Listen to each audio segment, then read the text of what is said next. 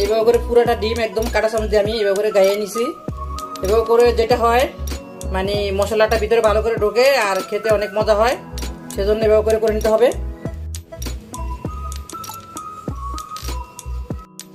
ডিমগুলো সব আমার কাঁটার চামচ দিয়ে ইয়ে করে নেওয়া হয়ে গেল, মানে কি বলবো, গাইয়ে নিলাম। তো এইটা করলে যেটা হয় আমি বললাম, মানে মশলাটাও ভালো করে ভিতরে ঢোকে, খেতেও অনেক মজা হয় আর ডিমটা মানে ড্রাই হয়ে যায় না, শক্ত হয়ে যায় না। তো সেজন্য এভাবে করে নেওয়া। এখন চলেন প্রিপারেশনে চলে যাই। চুলায় একটা ফ্যান বসাই দিলাম, চুলাটাও জ্বালাই দিছি। এখন আমি ডিমগুলো ভেজে নিব। একটু করে লবণ দিয়ে আমি ডিমগুলো মেখে নিব। দিয়ে দিলাম 1 চিমটি পরিমাণে হলুদ। এখন আমি ডিমগুলোকে একসাথে মিক্স করে নিব।